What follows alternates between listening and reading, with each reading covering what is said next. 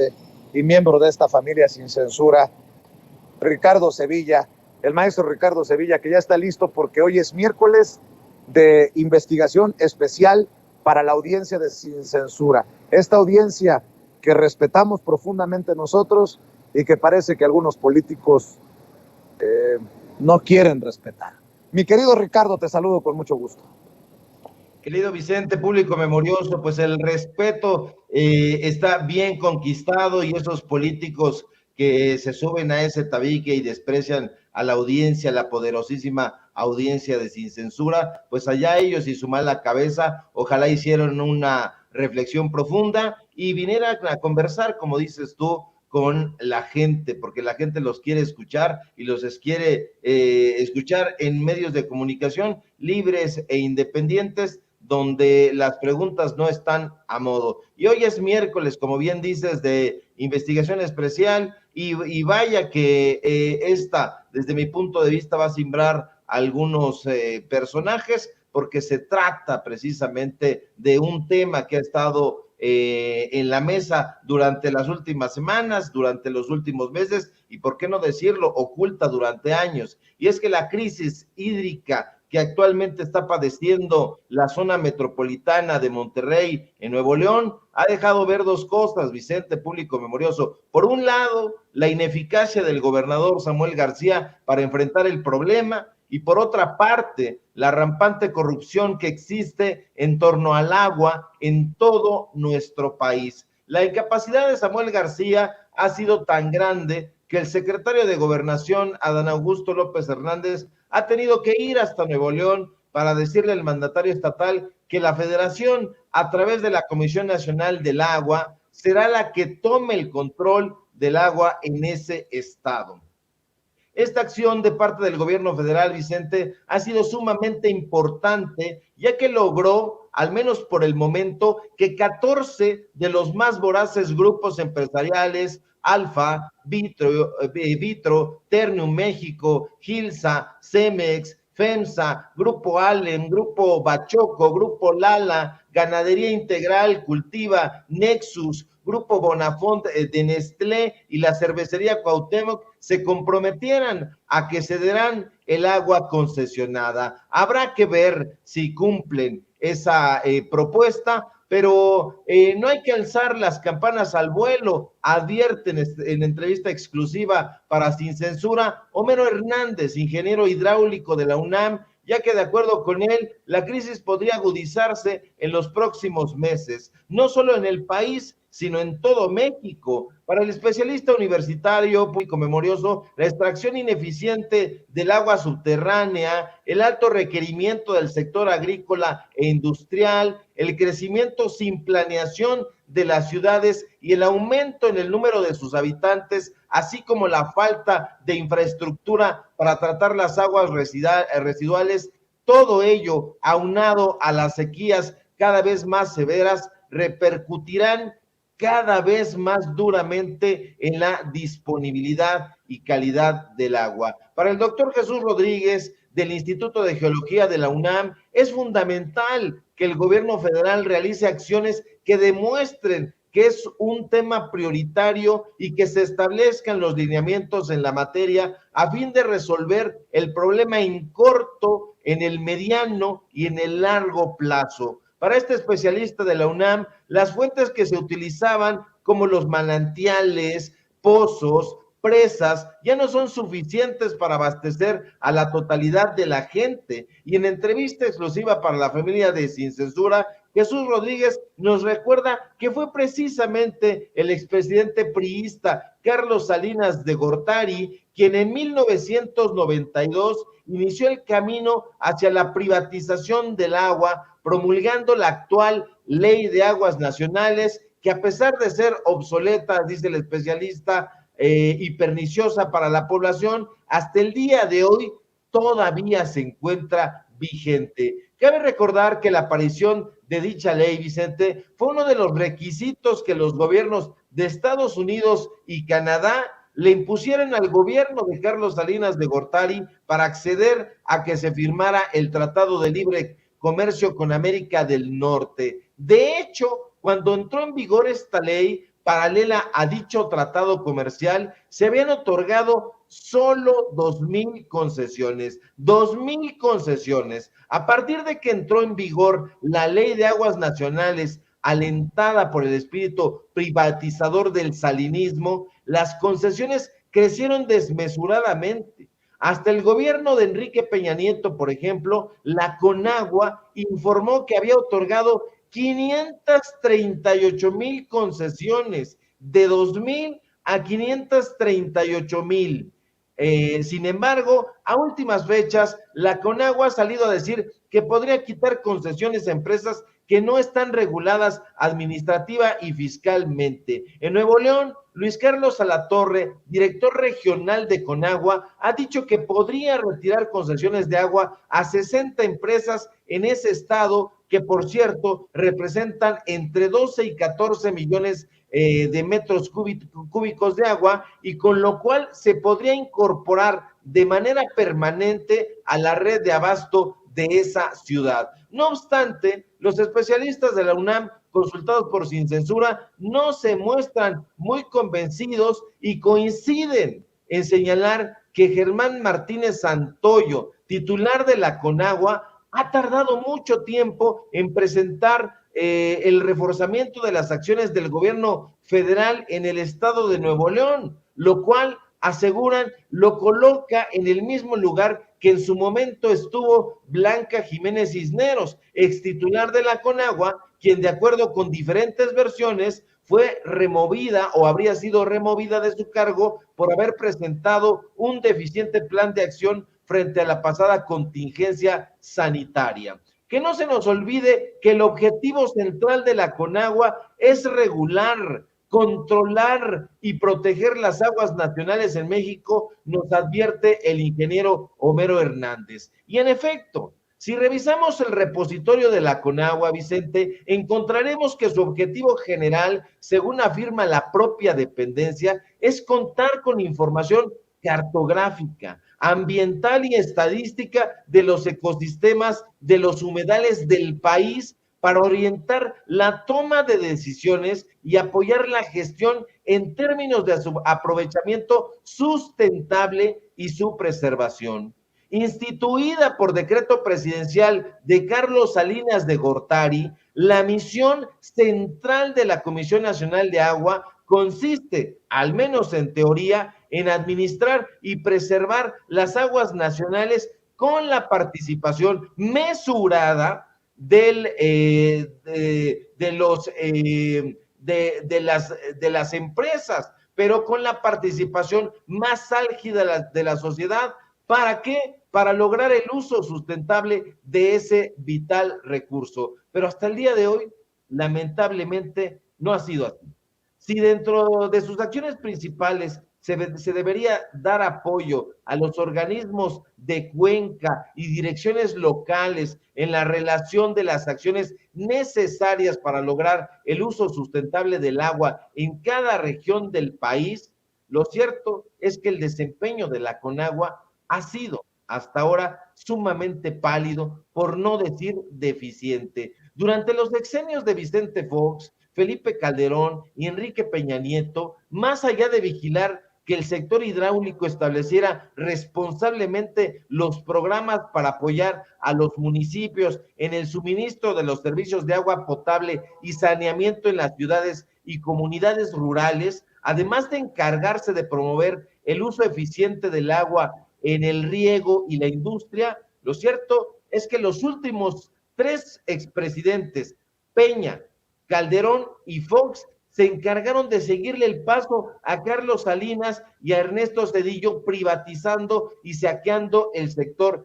hidráulico. No hay que olvidar que entre 2008 y 2010 tuvieron lugar diversas manifestaciones en Puebla, Veracruz, Chiapas y Quintana Roo, reclamándole al gobierno de Calderón que el agua no era mercancía, tal como se puede ver precisamente en muchas de las fotografías que recorrieron los medios de comunicación y las redes sociales. Pero Felipe Calderón, Vicente, no fue el primer presidente panista que vio el agua como una mercancía. Recordemos que en agosto de 2001, el gobierno de Vicente Fox, en su ruta por privatizar el agua en México, lanzó el dichoso programa para la modernización de los prestadores del servicio de agua y saneamiento, el famoso Promagua, al cual, por cierto, se puso un eslogan hipócrita: mecanismo de vanguardia para reactivar el desarrollo de la infraestructura hidráulica en México. Lo cierto es que en realidad fue un método ideado por el gobierno de Fox para endeudar más al país, solicitándole al Banco Mundial un préstamo a la Comisión Nacional de Agua por 250 millones de dólares. El objetivo de Fox fue en todo momento favorecer la participación del sector privado en las aguas mexicanas mediante contratos entre su gobierno y la iniciativa privada. De esa manera, el agua de México fue concesionada a empresas extranjeras como Azurix Corp, una compañía de servicios de agua con sede en Houston, en Texas, y subsidiaria, por cierto, de Enron, que actualmente es considerado un corporativo que significa fraude y corrupción. Fox, Vicente, también favoreció a otras compañías con capital extranjero, alemanas, españolas, inglesas y hasta francesas. Pero aquí en México también hubo favorecidos. Algunas de las empresas que durante los sexenios prianistas ganaron más dinero por negocios derivados del sector hidráulico fueron cuatro. La Peninsular Compañía Constructora SADCB, Aqualia México SADCB, Aqualia Infraestructura de México y Alcance Total SADCB. Curiosamente, y aquí hay que entrarle a los datos duros, todas filiales del conglomerado empresarial denominado Grupo Hermes, propiedad de Carlos Hank Ron, quien ocupa un lugar privilegiado en el listado de los 36 hombres más ricos de México, con una fortuna que asciende a los 2.300 millones de dólares, de acuerdo con la revista Forbes. Cabe mencionar, Vicente, que el Grupo Hermes abarca una extensa cartera de industrias que van de la construcción a los servicios de telecomunicaciones hasta hotelería y spas.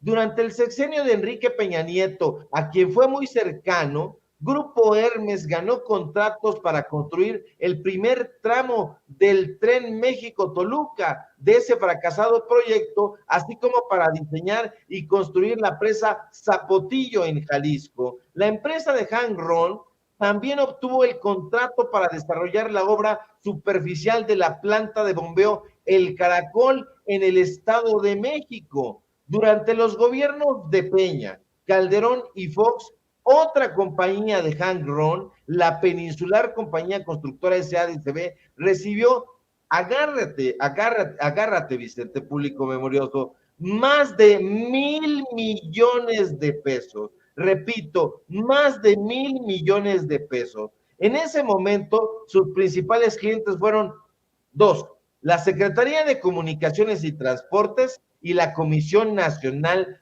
del Agua. Entre 2010 y 2014, cuando Felipe Calderón y Peña Nieto ocupaban la presidencia de la República, Aqualia México SADCB, otra de las empresas de Carlos Hank Ron, obtuvo contratos por 218,897,596 pesos, casi 219 millones de pesos. Nuevamente, la Conagua fue su principal cliente. Pero contra lo que pudiera esperarse, las empresas de Carlos Hank Ron continúan siendo beneficiadas en este momento por la Conagua. Fuentes que trabajan actualmente en la Subdirección General de Administración del Agua sostienen en entrevista con Sin Censura que en esa dependencia se sigue favoreciendo a ciertos grupos empresariales que se enriquecieron durante las administraciones pasadas. El 5 de octubre de 2020, por ejemplo, la Comisión Nacional del Agua dio un contrato a la Peninsular Compañía Constructora SADCB por más de 630 millones, al cual Además, se le agregaron más de 100,000 pesos de IVA, quedando en más de 731 millones de pesos, para ser exactos, 731,935,332 pesos. Y no ha sido el único contrato leonino que han ganado los Hank. El contrato más reciente que ha obtenido la empresa de Carlos Hank Ron comenzó el 12 de abril de este año y terminará hasta el 5 de febrero del año siguiente, de 2023, y es por un monto de 172,360,651 pesos. Aquí está usted viendo los datos duros, los contratos con subrayados. Ahora, para un par de personas que trabajan con Jan Elaine Burns, subdirectora general de administración del agua, de ahí de la Conagua, lo más probable es que el presidente López Obrador no esté enterado de que en la Conagua personajes como José Socorro Gómez Navarro, gerente de adquisiciones y recursos materiales, no está revisando bien los antecedentes de los proveedores, y eso ha propiciado que se siga beneficiando a los viejos monopolios que se enriquecieron con las administraciones pasadas. Contratos millonarios para construir ductos de conducción para agua potable en el lago Cutzamala, convenios y transacciones leoninas para diseño y construcción de ramales en Zumpango, Estado de México. Lo cierto es que hasta este momento el negocio de los Hank Ron se las ha ingeniado para continuar sangrando al erario, y esos son, Vicente, público memorioso, los datos duros que debería conocer el presidente, y yo invito a que retomen esta información y que la presenten en la mañanera y que pregunten por qué los Hank Ron están recibiendo todavía contratos y millonarios contratos después de todas las trastadas que han hecho durante prácticamente toda su vida. Duros para que los contesten los protagonistas, y por lo pronto yo te agradezco como siempre que compartas estas investigaciones, estos reportajes con la audiencia de Sin Censura todos los miércoles o casi todos los miércoles, y por lo pronto cerremos invitando a la gente para que te siga en tus redes, para que te vea y te escuche en tu canal y para que te lea en las columnas del diario Basta. Claro que sí, querido Vicente, público memorioso. Síganme, por favor, en mis redes sociales, en Twitter, @Sevilla Crítico, en Facebook, Ricardo Sevilla, así nada más. En el canal Los Datos Duros MX, así de corridito como se escucha. Y, por supuesto, aquí en La Familia Sin Censura, donde estamos participando al filo de las 12 del día. Y bueno, síganme también en el diario Basta, donde estoy colaborando con columnas, con reportajes, y bueno, pues vamos a seguir. Si todo marcha bien, nos encontramos por aquí el día de mañana. Te envío un fuerte abrazo, querido Vicente. Claro que sí, Ricardo, yo también te envío un abrazo. Y mi querido Toño,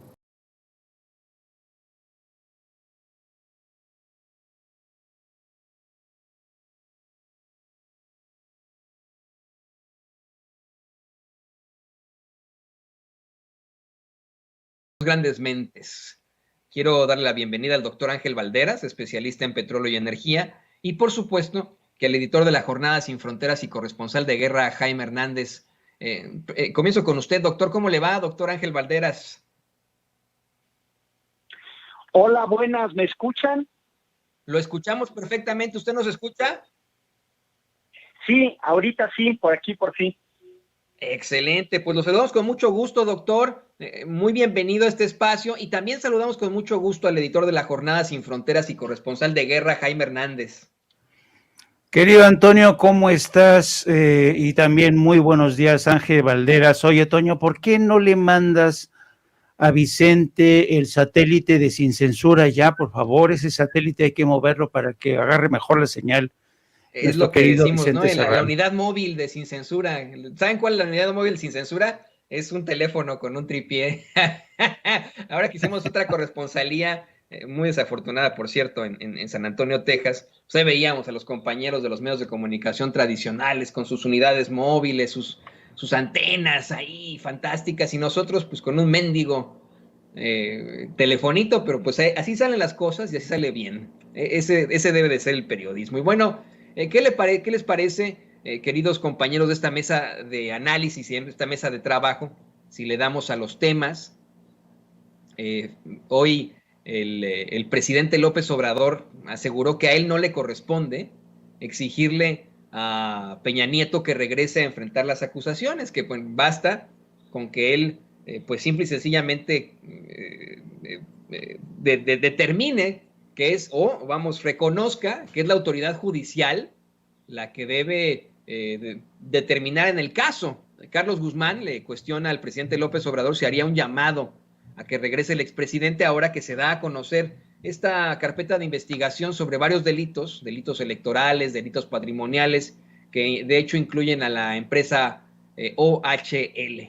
Y el presidente, bueno, pues incluso habla de la consulta para enjuiciar expresidentes, asegurando que, bueno, pues si la consulta hubiera sido vinculatoria, ya hubieran presentado denuncias contra Peña Nieto, contra Calderón, contra Fox, contra Cedillo, contra Salinas, pero bueno, no fue vinculatoria. ¿Qué opina usted de esto, querido doctor Ángel Valderas? Hola, Toño. Pues mira, yo creo que aquí es parte de los problemas del cambio, el diseño institucional, a partir de que las procuradurías se convirtieron en autónomas. Pues por un lado, el presidente tiene razón. Por otro lado, hay que tomar en cuenta que tenemos décadas en donde estas fiscalías estuvieron siempre recibiendo órdenes del Poder Ejecutivo. Vimos que en muchas ocasiones se utilizaban de manera política. Recordemos tan solo el famoso quinazo que da Salinas de Gortari para tratar de legitimarse después de el fraude electoral de 1988. Y bueno, en este transitar hay que tomar en cuenta, mira, yo hago mucha referencia, saludos a Jaime Hernández, yo hago mucha referencia a una encuesta que saca Mitofsky después del triunfo de Andrés Manuel López Obrador en 2018, sobre la percepción de la gente de qué tan rápido iban a avanzar los cambios con un gobierno de un nuevo tipo. Entonces, pues sí, por un lado la ciudadanía tenemos prisa de avanzar en ciertos sectores, pues que paguen impuestos, castigar la corrupción del pasado, recuperar la soberanía energética, tanto en el sector eléctrico como en el petróleo. Y bueno, nos dejaron un país tan destrozado. Se nos vinieron 2 años de pandemia, 2020-2021, con un déficit de 230,000 médicos, un déficit de 430,000 enfermeras, que en este sentido, en toda esta enorme tarea en salud, en educación, en infraestructura, en el sector energético, en programas sociales, en procuración de la justicia, en detener todos los problemas de inseguridad, los cárteles, el huachicoleo, etcétera, pues ha sido una tarea titánica con un gobierno que tomó posesión apenas el 1 de diciembre de 2018. Tienen el gobierno 2019, 2020, 2021, 3 años y medio.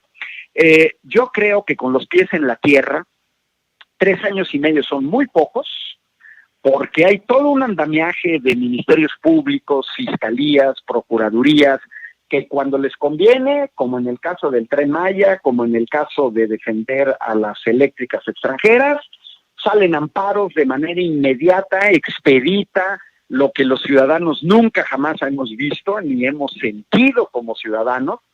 Y por otro lado vemos una lentitud extrema de tortuga en casos que la gente quisiera ver. Y yo cerraría esta primera opinión mía en el hecho de que también armar estas acusaciones con un aparato infiltrado no es fácil, no es inmediato. Y miren, yo sí preferiría que alguien pues tardara 3 o 4 años en una investigación bien hecha, que no se caiga, a lo que vimos en el pasado, que haces unas acusaciones, armas expedientes al vapor, y después invariablemente se caen y ya no puedes hacer nada, que es más o menos parte de la impunidad. Yo creo que sí, la Fiscalía, creo que sí nos está quedando a deber, o sea, en el sentido de que muchos quisiéramos ver una rapidez mayor, pero pues también yo veo que en las mañaneras al presidente le piden que resuelva problemas que corresponden a las presidencias municipales, o que resuelva problemas que corresponden a los gobernadores, o quieren que resuelva problemas que corresponden al legislativo, o quieren que resuelva problemas que corresponden al judicial, o incluso le piden que resuelva problemas que ni siquiera dependen del gobierno de México. Ese es más o menos lo que yo veo ahorita en este momento. Fíjese, doctor, en el chat ya me lo están candidateando, dicen doctor Ángel Valderas para presidente 2024. Pero bueno, ya, y yo mire, yo también le expreso mi admiración siempre en su discurso, en su muy interesante análisis, pero eso ya lo platicaremos después. Le pido a don David que nos grabe para precisamente hacerle este planteamiento también al querido Jaime Hernández, editor de La Jornada y gran corresponsal de guerra. Tenemos pues al presidente hablando en la conferencia de prensa mañanera de dos casos muy fuertes, muy importantes, y simple y sencillamente tomando su papel, ¿no? El papel del representante del Poder Ejecutivo, diciendo vamos a esperar lo que determine el Poder Judicial y etcétera. Pero quiero abundar un poco más en esto. El presidente López Obrador habla de cómo es que se buscó hacer el juicio a expresidentes, porque si no, sus adversarios iban a cuestionarle, iban a plantear que hay algún tipo de contubernio. Se ha manejado una y otra vez ese supuesto contubernio, ese pacto, así le llaman, entre Peña Nieto y López Obrador, y la verdad es que han habido una serie de planteamientos judiciales muy, muy fuertes de muchos miembros de la administración precisamente de Peña Nieto. Ahí está Rosario Robles, ahí está Emilio Lozoya Austin, hay acusaciones e investigaciones a Luis Videgaray, etcétera, etcétera, etcétera, etcétera, y ahora está pues vamos, investigación por fuertes delitos a Enrique Peña Nieto. Fíjate que al leer los mensajes, las respuestas al comunicado que dio la Fiscalía General de la República, me encontré con una bola de bots que pues hablaban del regreso del Tlatoani, así le llaman, ¿no? De Peña Bebé,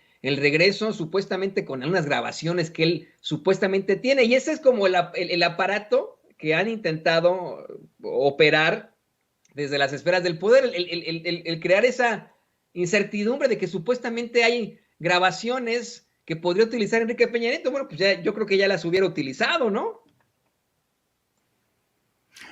Así es. Mira, yo creo que para analizar este tema, yo creo que es importante hacerlo desde una perspectiva histórica. Estoy pensando en el futuro, cuando todos miremos hacia atrás lo que ha sido o lo que fue la presidencia de Andrés Manuel López Obrador. Yo creo que una de las asignaturas pendientes de esa presidencia va a ser precisamente el no juicio, la no rendición de cuentas de expresidentes, y cómo el presidente Andrés Manuel López Obrador se escabulló y depositó esa responsabilidad en el pueblo y en el aparato judicial. Eso vista desde una perspectiva histórica. Vista desde una perspectiva estratégica, yo quiero pensar, por ejemplo, cuando desde la DEA o desde los aparatos de seguridad en México quisieron desarticular al imperio, los narcotraficantes, lo primero que pensaron es descabezarlos, pero después se dieron cuenta que no solamente era suficiente descabezarlos, sino también vaciarles las cuentas bancarias, es decir, que purgaran no solamente condenas, sino que devolvieran lo robado al pueblo. Entonces, yo creo que el tema en México es que estamos en lo que se refiere a rendición de cuentas de expresidentes, desde Salinas de Gortari, Vicente Fox, Ernesto Zedillo, Felipe Calderón, Enrique Peña Nieto, estamos en el territorio del nunca jamás. Nunca jamás ha habido rendición de cuentas de expresidentes. Y hoy por primera vez estamos viendo cómo hay un atisbo, hay una posibilidad. Alguien ha dejado entreabierta esa puerta en el caso de Enrique Peña Nieto, que por cierto se fue a España confiado en que nadie lo iba a perseguir. De ahí estos rumores de que había un pacto de no agresión. Pero una vez que hemos constatado que hay un expediente abierto en su contra por lavado de dinero, delitos electorales, enriquecimiento inexplicable, que implica a empresas españolas como OHL, va a ser muy interesante realmente cómo se desenvuelve. Vamos a ver si Alejandro Gertz Manero realmente termina con esto o se va a conformar con presentar este expediente como evidencia de que su fiscalía está trabajando. Yo creo, insisto, que desafortunadamente en México la cultura de la rendición de cuentas aplica, pero como suele decir continuamente el presidente, aplica para los que se han robado un pollo, se han robado, qué sé yo, cualquier tontería, pero no para los grandes ladrones de cuello blanco que se han hecho con el control de la banca, de empresas de telecomunicaciones, que se han aliado al capital extranjero y a grandes corporaciones para robarle al país, como fue el caso, por ejemplo, de Ernesto Zedillo, cuando entregó prácticamente las redes ferroviarias a empresas de Estados Unidos y luego se fue a Estados Unidos, donde vive muy a gusto. Ahí tenemos el caso de Felipe Calderón, también cómo se convirtió en uno de los consejeros de Iberdrola. Tenemos el caso de Vicente Fox y los hijos, sus hijastros, los hijos de Marta Sagún, cómo se beneficiaron de empresas múltiples del sector inmobiliario, y todos ellos se han ido de rositas, no ha pasado nada con ellos. Entonces yo creo que esta es una de las tareas, asignaturas pendientes, y a mí sí me daría mucha tristeza que terminara el sexenio de Andrés Manuel López Obrador y nos dejara con este elevadísimo grado de insatisfacción, porque entonces, mira lo importante que desde mi punto de vista es esto de realmente ir contra expresidentes. Mira, te pongo un ejemplo, Carlos Salinas de Gortari. Carlos Salinas de Gortari y su hermano Raúl, a quien se conoce que se alió con los cárteles colombianos para dejar pasar las avionetas que venían desde Colombia. Esto según la investigación que condujeron fiscales desde Suiza. Entonces, si no hubiera sido por eso, si no hubiera sido por la entrega de varias empresas a sus amigos, lo que se conoce el capitalismo de compadres, Raúl Salinas de Gortari no solamente seguiría, desafortunadamente por ese enriquecimiento, por ese poder que logró concentrar, todavía Carlos Salinas de Gortari sigue pesando y mucho en la política, en los medios de comunicación de este país. Y lo mismo ocurre con gentes como Calderón, que gracias a la riqueza que se forjó, ya sea a través de presuntas alianzas con el narco o a través de operaciones no esclarecidas, de enriquecimiento inexplicable, presunto enriquecimiento inexplicable, vemos el poder que todavía tiene Felipe Calderón. ¿Y qué decir de Enrique Peña Nieto, que es un hombre extraordinariamente rico, que se da el lujo de comprar mansiones en España y que lo primero que hacen todos ellos, poner a salvaguarda todo lo robado porque saben que de ahí proviene su riqueza y su poder, su enorme poder, no solamente a nivel político, sino sobre todo a nivel mediático. Así es que yo creo que sería muy triste realmente que terminara este sexenio sin que hubiera una prueba fehaciente de que hay rendición de cuentas y que por primera vez en este país podríamos ver a un jefe del Ejecutivo sentado en el banquillo de los acusados y rindiendo cuentas, querido Toño. Yo no me quedaría con tan mal sabor de boca, querido Jaime y querido doctor Valderas. Estoy pensando en que este comunicado que ya da la Fiscalía General de la República, que emite desde ayer en sus redes sociales, puede ser pasado inmediatamente a los editores de los libros de texto gratuitos. Como ustedes saben, en los libros de texto gratuitos de historia se trata la historia de México hasta los últimos presidentes. Esto puede ser ya agregado a la biografía de Enrique Peña Nieto en esos libros de historia. en esos libros de texto gratuitos que tendrán nuestros niños y que leerán las próximas generaciones. Estoy convencido y estoy de acuerdo contigo, sería muy, muy triste que ninguno de ellos enfrente las consecuencias, ni Felipe Calderón, ni Enrique Peña Nieto, ni Vicente Fox, ni Ernesto Zedillo, ni Carlos Salinas de Gortari. Sería triste, pero creo que ya, al menos con esta investigación, como tú bien lo mencionas, en el territorio del nunca jamás, ya está la investigación, ya es un documento, y ya sabemos que este expresidente está siendo investigado por fuertes delitos. Así que yo no lo vería como algo tan negativo, no me vería tan triste, pero de ahí nos podemos seguir. Lo que veo sí muy, muy triste, le pido a don David que nos grabe, es la actitud de algunos comunicadores que desde hace mucho tiempo se han establecido en los nichos de los medios de comunicación tradicionales como el parteaguas del periodismo. Desafortunadamente nos los han planteado desde que nosotros estudiamos en las universidades como los grandes, los que han hecho algo muy bueno por México en su manejo de la información, y no, la realidad es que han sido pésimos comunicadores, si se les puede llamar así. Han sido incluso, por decirlo así, también con mucho respeto, enemigos del pueblo de México y muy amigos de las esferas del poder. Ahí está el caso de Raimundo Riva Palacio, quien en tiempos de Carlos Salinas de Gortari estuvo al frente de Notimex, que durante otros sexenios ha sido apapachador. Y miren, nos hablan, esto voy a platicarlo con usted, doctor Valderas, nos mencionan a nosotros como paleros, nos ponen en el peor de los casos, cuando nosotros nunca hemos recibido un solo centavo de publicidad oficial o de políticos, por ejemplo, ¿no? Lo hacemos todo de acuerdo a nuestro nivel de pensamiento, a nuestra ideología. Pero bueno, tenemos un Raimundo Riva Palacio que ha sido exhibido una y otra vez por apapachar, por ser palero del gobierno en turno, y ahora oponerse en lo general a todo lo que tenga que ver con el presidente López Obrador. Y en una de las más infames, en mi opinión, es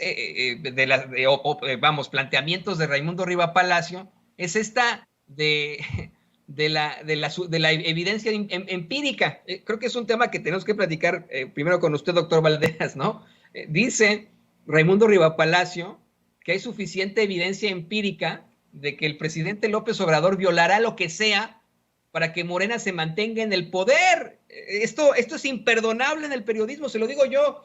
En la carrera, cuando llevamos varios ciclos, varios semestres de columna, pues nos plantean que sí, en efecto, la columna es una opinión, pero que tiene que estar sustentada en el rigor periodístico, ¿no?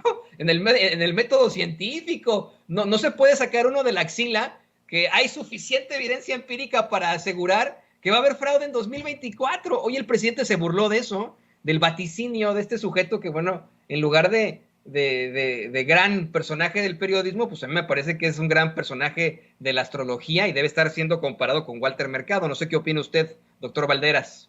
No, parece que es un gran personaje de la astrología. No sé qué opina usted, doctor Valderas.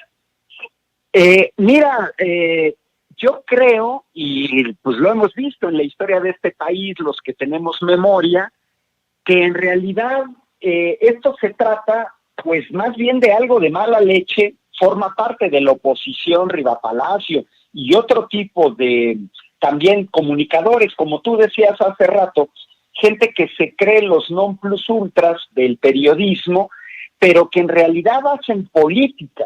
Ahí está el caso de Loret de Mola. Hoy las afirmaciones de Riva Palacio dan risa, y verdaderamente dan risa, Toño, Jaime, porque en este país, con una enorme tradición de fraudes electorales, el más escandaloso, el del 88, de Salinas de Gortari, pero el más documentado de la historia, el de 2006 con Felipe Calderón, también el de 2012 con la compra de Monex, el rebasar los topes de campaña que acabamos de ver en las gubernaturas, por ejemplo, de Samuel García en Nuevo León. Estos personajes siempre se han quedado callados ante esta situación. Estos personajes no dijeron nada, fueron cómplices del poder en turno. Esta cuestión como de zombies era como aquello que circula en las redes sociales, Hoy en día se despiertan ecologistas, mañana se despiertan epidemiólogos, pasado mañana son feministas, hoy en día son terriblemente críticos, entre comillas, del poder en turno, porque es gente que ejerce el periodismo de manera crítica y se van a inmolar en sus contribuciones, etcétera. Patrañas, los conocemos, los hemos visto, los Krause, los Aguilar Camín, los Riva Palacio, los Loret de Mola, los Ciro Gómez Leiva, los hemos visto. Para mucha gente no tienen credibilidad. Siguen teniendo el soporte, siguen teniendo los espacios en televisión, en radio, en redes sociales, pero ya afortunadamente hay espacios como Sin Censura, en donde se está haciendo un enorme esfuerzo por tener una visión alternativa, por el darle al pueblo de México la otra versión de esta gente. Afortunadamente mucha gente joven ya no se informa ni en la televisión estándar ni en el radio estándar, sino en las redes sociales. Hay una especie de contrapoder naciente que se ha ido empoderando a pesar de todas las dificultades técnicas, económicas, espacios en Internet, se han consolidado como una visión alternativa. Y pues a mí me parece ridículo, verdaderamente ridículo, que se adelanten los que defendieron fraudes electorales anteriores, en esencia hoy estén diciendo que Andrés Manuel se va a comportar de manera facciosa, como lo hizo Vicente Fox para imponer a Salinas de Gortari. Y quieren pretender hacernos creer que se va a comportar como Felipe Calderón, cuando en pago por haberlo dejado imponerse en la presidencia con un fraude en 2006, entonces entrega el poder a Enrique Peña Nieto. No es así. Creemos que el presidente ha mostrado ser mucho más demócrata que los anteriores presidentes, pero que también sus medios de comunicación. Y bueno, Toño, yo me tengo que retirar, tengo ahorita otro compromiso. Mis redes sociales, Ángel Valderas, en mi canal de YouTube, en Facebook, en Twitter. Te mando un saludo cordial, Toño, y también a Jaime Hernández, pero ahorita estamos en un periodo de muchas actividades, entonces tengo que atender otro compromiso. Me da mucho gusto estar con ustedes y un saludo cordial también a toda la gente que sigue esta transmisión en Sin Censura. Ha sido como siempre un gran placer, doctor Ángel Valderas, de verdad es siempre muy interesante escuchar su comentario y esperamos que le vaya muy muy bien por allá. Muchas gracias al doctor Ángel Valderas, admiradísimo aquí, especialista en petróleo y energía, y bueno, ya hasta lo candidatearon hace ratito ahí en el chat, muy interesante. Y le pido a don David que nos grabe para ir con este tema, ya cerrando también con nuestro querido amigo Jaime Hernández. A mí, te digo, me duele muchas veces el tener que plantear el papel de compañeros que sí son periodistas, ¿no? Sí son hasta cierto sentido en la definición de la palabra, pues sí son periodistas, pero actúan como híjole, otro tipo de situaciones, como políticos. Muy temprano en la mañana, querido Jaime, le planteaba al público consentidor una imagen que compartía por ahí el compañero Jorge Gómez Naredo, de cómo es que, y nos la está poniendo don David en pantalla, una imagen en la que en un evento de estos de comunicadores del régimen de Enrique Peña Nieto, pues varios le hacían una especie de valla, ¿no? Y pasaba por ahí Enrique Peña Nieto saludándolos a todos, y todos estaban esperando a darle la mano a Enrique Peña Nieto. Publicaba Jorge Gómez Naredo, aquí podemos ver la forma en cómo Riva Palacio hasta hacía periodismo crítico en tiempos de Peña Nieto, siempre cuestionando al poder, siendo contrapeso, con una solemnidad, saluda ahí a Peña Nieto. Hoy habla de que cuestiona el poder con López Obrador, que es el contrapeso, pero pues ¿cuándo lo fue? Tenemos todo este periodo neoliberal con su participación muy cuestionable en cuanto al periodismo que hace, y hoy hasta la hace de vidente. Eso es lo que más... Dice que en 2 años va a haber fraude electoral, que eso es lo que indica la evidencia empírica. ¿Tú qué opinas, querido Jaime Hernández? Ay, mira, yo creo que este tema requiere, y yo creo que una vez que termine esta forma de entender el periodismo, porque yo creo que hay mucha gente que no se ha dado cuenta que el periodismo en México ha cambiado de manera caótica, pero al mismo tiempo sustancial. Estamos ante un nuevo paisaje informativo, pero ¿por qué te estoy diciendo lo que te estoy diciendo? Hay que tener en cuenta que en mi caso personal, y este es un punto de vista muy personal, en muchos sentidos yo he sido compañero de viaje de Raimundo Rivapalacio, de columnistas, de gentes como Pablo Iriart, de toda esta gente, son de mi generación y muchas veces trabajamos codo a codo. Y a mí lo que, claro, yo me fui del país 30 años y durante todo yo te digo la primera parte, cuando yo los conocí a Raimundo, a Pablo Iriart, a muchos otros columnistas, la verdad eran buenos periodistas, eran periodistas realmente que creían en la libertad de expresión, creían en que era necesario cuestionar al poder. Y cada vez que yo regresaba a México, era como verlos como una transformación en cámara lenta de estos periodistas, que de repente, en el caso, por ejemplo, de Pablo Iriart, era un periodista muy humilde, trabajaba para Notimex, donde coincidimos, en Raimundo coincidimos en el Excelsior, y la verdad es que Raimundo tenía mucha enjundia cuando asesinaron a Manuel Buendía. Me acuerdo que fuimos juntos a reconstruir el asesinato de Manuel Buendía, y realmente no tiene nada que ver ese Raimundo de aquellas épocas con el Raimundo de hoy. A donde voy es que en muchos sentidos estos periodistas que yo conocí muy jóvenes, idealistas, si tú quieres, se cansaron de ser lo que fueron, eligieron su propio camino. Yo elegí mi camino, no es que el mío, no estoy diciendo que el mío haya sido mejor o menos peor, no, cada quien elige su camino en esta profesión. Yo me di cuenta de que hacer periodismo nacional en México era muy complicado. De hecho, a mí Notimex me cortó la cabeza por una instrucción de gobernación. Era muy complicado hacer periodismo nacional. Y yo recuerdo que alguna vez cuando a mí me abandonó Excelsior en el extranjero con toda mi familia, y cuando vine a ver cómo es que rescataba esa corresponsalía, me entrevisté con Raimundo, y Raimundo me dijo que era posible que trabajara para Milenio porque él era el director de Milenio. Pero quedamos de vernos 2 días después y resulta ser que 2 días después, por instrucciones de Marta Sagún, le habían cortado la cabeza porque estaban investigando a los hijos de Marta Sagún. Entonces, yo creo que a veces es demasiado fácil juzgar a estos periodistas.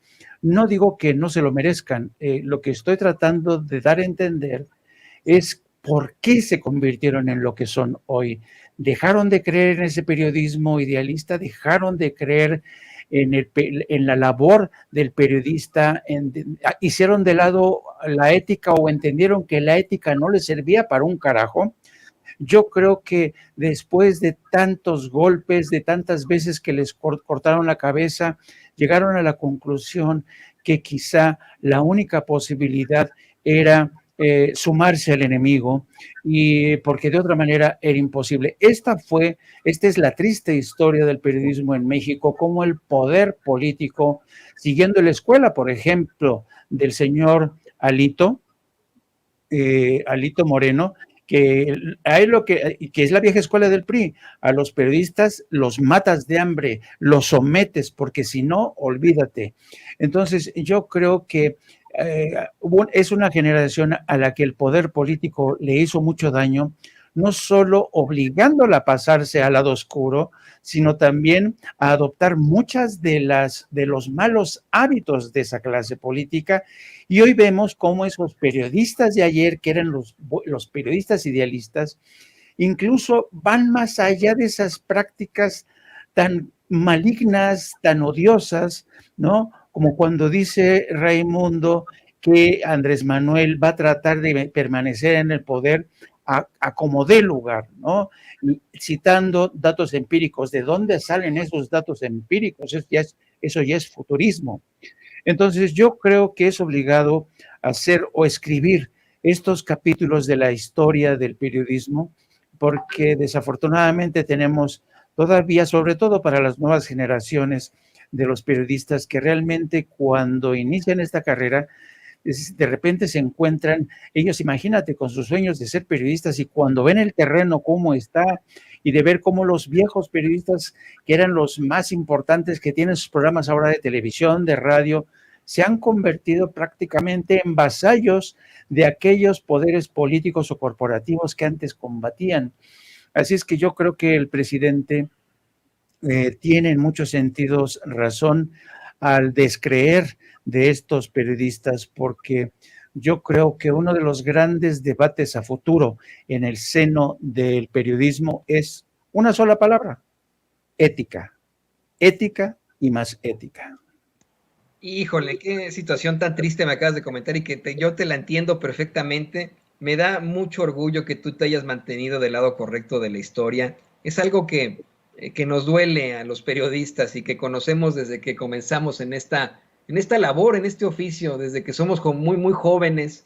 Se plantean esos dos escenarios y, como bien dices, uno toma distintos caminos de acuerdo a las posibilidades. Aquí, querido Jaime, muchas veces decimos que el espacio de las redes sociales también está abierto a los compañeros que aún incluso trabajan en los medios de comunicación tradicionales, y a los que censuran, a los que les obligan a hablar o a no hablar, a los que a lo mejor incluso chayotean, ¿no? Pero que pues hasta cierto punto se han visto en la penosa necesidad de caer en eso. Otros como tú, tienen obviamente mucha congruencia en sus actos y se mantienen con sus ideales desde el principio. Creo que eso es lo que debería de ser siempre. Pero bueno, es verdaderamente difícil y triste. Es interesante esto que nos comentas, esto es histórico también. Tú conoces precisamente a todos estos periodistas que hoy están en los nichos de los medios de comunicación tradicionales, son de tu generación exactamente. Yo me pregunto, ¿qué periodistas del futuro seguirán estando encumbrados en esas generaciones? ¿O qué periodistas pasarán a la historia por verdaderamente luchar por esa verdad con justicia? Y pues te agradezco como siempre estos comentarios. Estas reflexiones son muy enriquecedoras. Yo le pido a usted que nos ve, que nos escucha, público consentidor, que trate de reflexionar ante esto, que trate de pensarlo, de filosofar con esto que plantea Jaime Hernández, que trate de entender. Mire, puede ser que usted no esté de acuerdo en que un periodista, por ejemplo, se vea en la necesidad de chayotearse, de enfrentarse a esa situación, y que se convierta en un monstruo como lo es ahora, en esa metamorfosis de periodista chayotero, en un monstruo como lo es un Raimundo Rivapalacio, un Pablo Iriart en estos momentos. Pero a lo mejor y lo podemos comprender, ¿no? Hasta cierto punto. Haciendo estas reflexiones son muy, muy importantes, y te pido, querido Jaime, que nos compartas tus redes sociales para que podamos estar más cerca de ti, para que la gente te siga haciendo cuestionamientos y para que veamos tus espacios, que siempre son muy interesantes en las redes sociales. Sí, solamente un último comentario, querido Toño. Yo creo que es un esfuerzo para que se entienda el proceso, pero no el hecho en sí de haberse pasado al lado oscuro de la historia. En eso no creo que haya que ser indulgentes con ellos, porque son hombres que decidieron de manera racional, independiente, hacer ese cambio de vías del destino. Y una cosa sí te digo, para aquellos como yo que decidimos seguir un camino de independencia, no sabes lo bien que se duerme, la tranquilidad que te da tener esta conciencia limpia. Y pues sí, muchas gracias, querido Toño, les comparto. Nosotros tenemos también un canal no apto para cínicos, transmitimos todos los días a partir de las 14 horas. También les pido que me sigan a través de mis redes sociales, @JaimeJourno, y también a través de la sección de La Jornada Sin Fronteras de nuestro gran periódico La Jornada. Te mando un abrazo, querido Toño, que pido que hagas extensivo a nuestro querido Vicente. Con mucho gusto lo hacemos extensivo y te agradecemos como siempre esta participación en nuestra mesa de análisis, a ti y al doctor. Amigos, amigas, regresamos en breve, pero mientras seguimos hablando sin pelos en la lengua, sin censura, usted puede suscribirse a nuestros 3 principales canales en YouTube. Sin Censura Media, en donde tenemos más de 1,600,000 suscriptores, Sin Censura TV, en donde tenemos más de 1 millón de suscriptores, y en Sin Censura Presenta, en donde queremos llegar muy pronto a los 100,000 suscriptores. Si usted ya está inscrito en Sin Censura Media, suscríbase en Sin Censura TV. Si ya está suscrito en Sin Censura TV y Sin Censura Media, suscríbase a Sin Censura Presenta. Recuerde que es gratis, no tiene que sacar un solo centavo de su bolsillo para apoyarnos. Dele clic en la campanita para que los señores y señoras de YouTube envíen las notificaciones cuando estemos transmitiendo en vivo y en directo o estemos subiendo videos. También nos puede seguir en Twitter en @Vicente Serrano y hasta en Instagram. Ojo, también estamos en Instagram. Son nuestras redes sociales y con el apoyo de ustedes seguimos creciendo, porque con ustedes todo, sin ustedes nada.